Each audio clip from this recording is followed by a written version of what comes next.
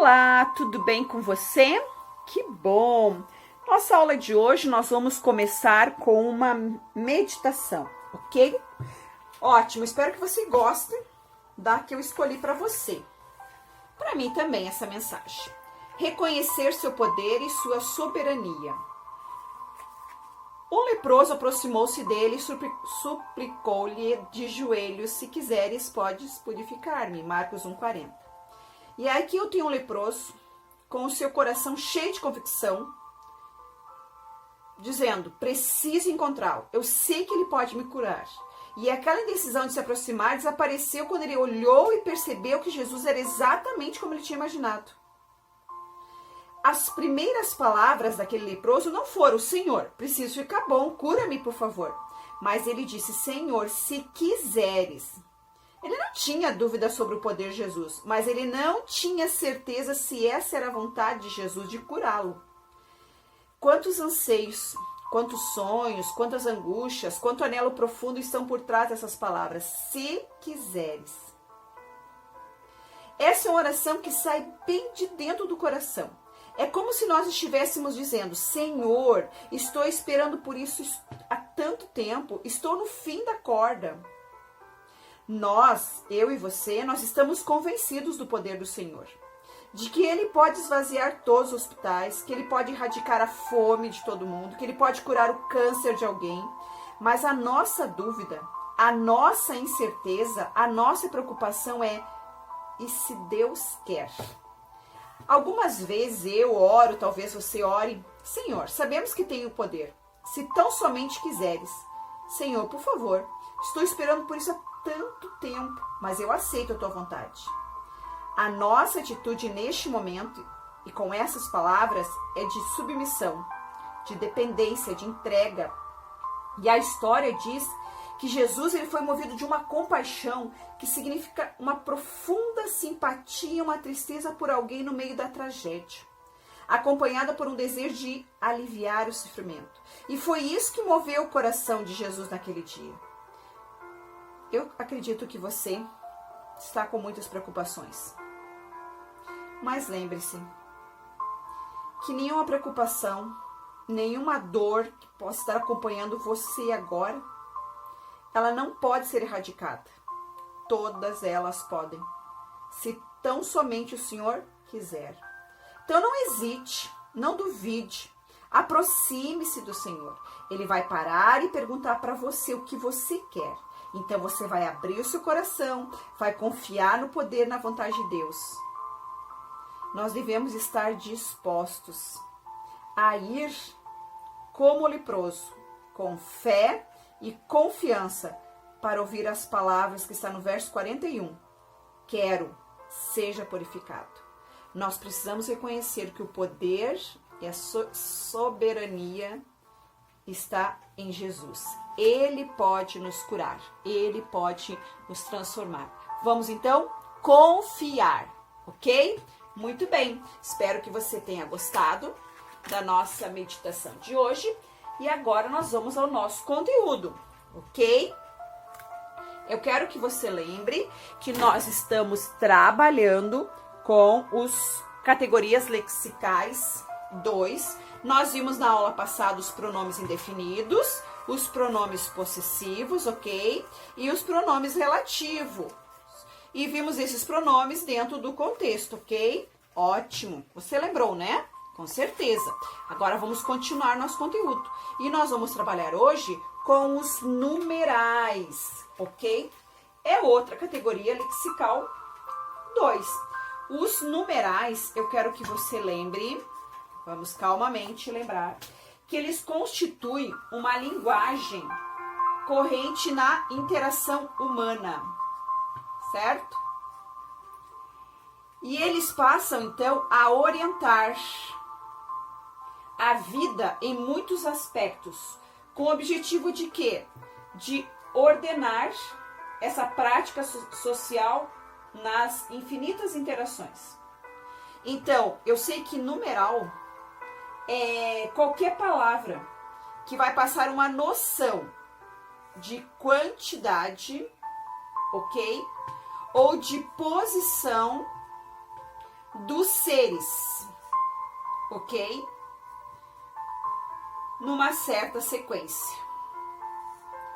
Então, eu percebo que numeral, ele vai transmitir essa noção, então, de quantidade ou de posição dos seres numa certa sequência.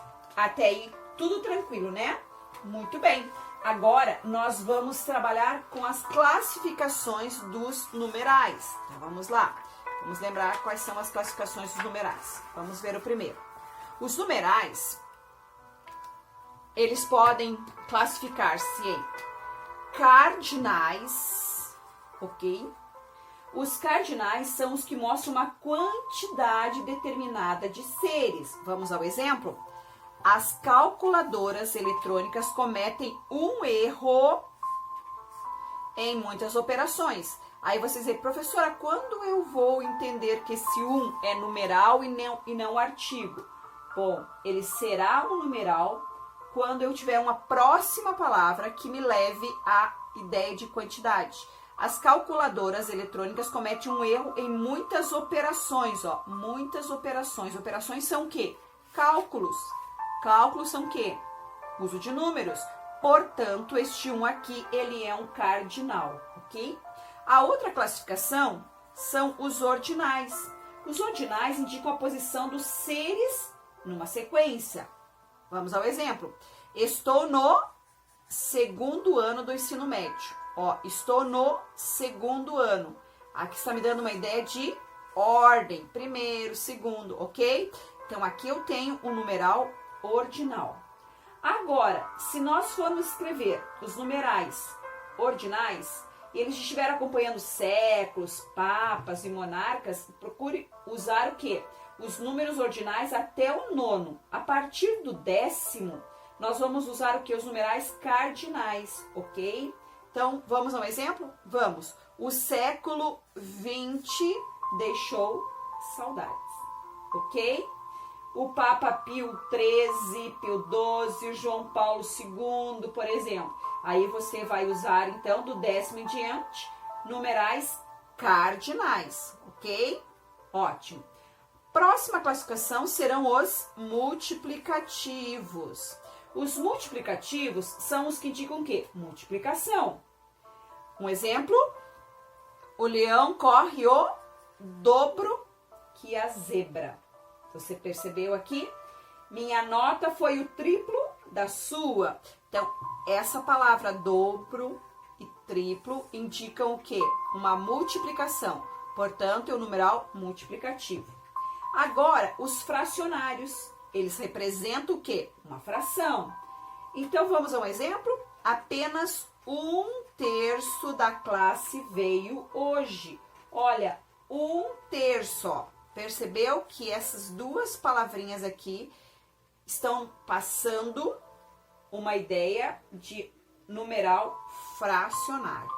Ótimo. Vamos adiante. Será que os numerais, eles flexionam? Vamos ver. Será que eles flexionam, professora? Sim, eles têm a flexão de gênero. O que é gênero? Masculino e feminino. Ok? Ótimo. Agora vamos ao exemplo. O numeral 1, ou uma, dois, duas, ambos e ambas são numerais. Então, vamos ver o contexto. Um aluno saiu com duas colegas. Ó, um aluno é masculino, então um está concordando. Colegas, feminino, então duas está concordando. Ok? Então, aqui eu tenho a flexão de gênero. Se for masculino, vai concordar. Se for feminino, vai concordar. Ok? Ótimo. Agora, vamos ver com relação a centenas acima de 100. Ok? Ah, não, professora, mas tem mais uma aqui. Ótimo. Vamos analisar essa outra aqui. 22 casas. Casas está no feminino? No plural? Sim. Então, é 22. Está concordando em gênero, ok? Ótimo. Agora vamos com centenas acima de 100. Acima de 100. 200 alunos. 300 cadeiras, ok? E 500 gramas, porque você está falando em peso. Não é 500 gramas. Se você falar 500 gramas, você está o quê? Pegando as graminhas verdes lá, né? Matinho. E aqui é peso, ok?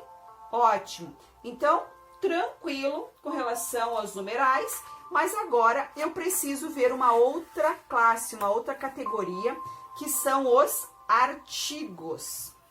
Bom, os artigos, eles vão dividir-se em artigos definidos, ok? Os definidos e os indefinidos. Os definidos, o, os, a e as. Os indefinidos, uns, uma, umas, ok? Qual é a função deles, professora? Boa pergunta, gostando que você está participando aí. É a função de quê? De determinante. Mas vai ser determinante de quem?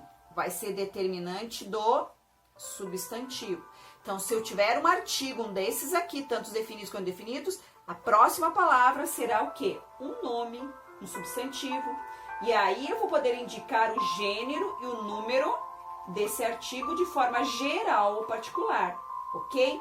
Mas é importante também observar que às vezes podemos fazer uma combinação entre o artigo e a preposição, certo? Então eu vou perceber que quando eu junto uma preposição de mais o artigo o, eu vou ter o do. Quando eu junto a preposição em mais o artigo as, eu tenho nas, certo? Então, você conseguiu perceber que os artigos, eles vão, então, flexionar, certo? Em gênero e vão flexionar em número. Tranquilo, né? Muito bem. Agora, nós vamos continuar e vamos ver a importância dos artigos. Será que os artigos, eles são importantes? O que você acha? Vamos analisar com calma para ver aonde está a importância dos artigos. Vamos lá. Olha só. O emprego dos artigos, ele vai depender da situação na interação que nós vamos, então, usar, ok? Vamos ver, por exemplo, o artigo definido. Já que o definido, ele distingue o indivíduo de uma espécie, eles vão se unir ao substantivo para indicar o quê? Que este é um elemento conhecido dos interlocutores que estão envolvidos nessa interação comunicativa. Ou por já ter sido mencionado antes, ou ainda pelas circunstâncias que envolvem essa interação, ok? Vamos ver um exemplo? Pedro levou sua filha, levou sua filha à pescaria. A menina gostou. Você percebeu que este aqui é um artigo. Acompanhando ele aqui, você tem o substantivo. Ele é definido. Por que é definido aqui? Porque ele está fazendo referência a algo que foi dito que está ali, que é conhecido. Porque menina, ela já é conhecida pelos interlocutores dessa interação, Então, a já é conhecida, que é a filha do Pedro. Quando o artigo funciona desta forma, ele começa a definir algo que já foi dito, eu vou dizer que ele é um elemento que? Anafórico. Anafórico. E aí eu tenho a coesão, que eu vou usar o artigo para retomar algo que eu já disse. E agora vamos ver os indefinidos. Qual é a função? Eles têm uma função de indicar uma espécie de substantivo e generalizar. E eles são usados a fim de citar um elemento do qual não se fez a menção anterior, que nem os definidos. Vamos ver esse exemplo? Sara trouxe seu bebê à escola, onde é professora. Um aluno, olha um aqui, que é artigo e não é numeral, porque não tem outra palavra que me indique que é o quê? Quantidade. Então, é artigo indefinido. Um aluno fez barulho o tempo todo. Você percebeu que a função desse pronome aqui, desse artigo indefinido, ele está introduzindo uma informação nova no discurso? O aluno, certo? E o bebê são pessoas diferentes, estão envolvidas no mesmo discurso. Nesse caso aqui, ó, o artigo, ele vai funcionar como o quê? Como um elemento catafórico, certo? Por quê? Porque ele vai explicar algo que estava fora, uma informação a mais nesse enunciado, uma informação nova nesse enunciado, ok?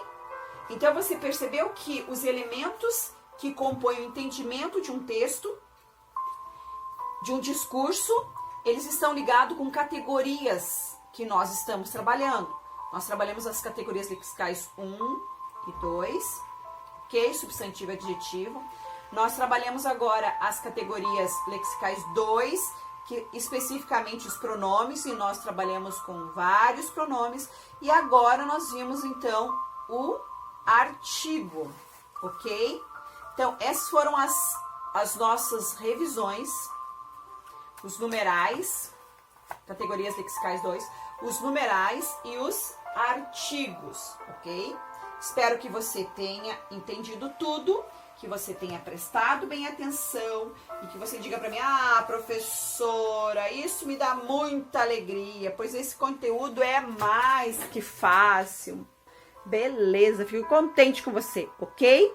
Nos vemos na próxima aula. Então você fique com o coraçãozinho da professora e um beijinho. Tchau, até amanhã.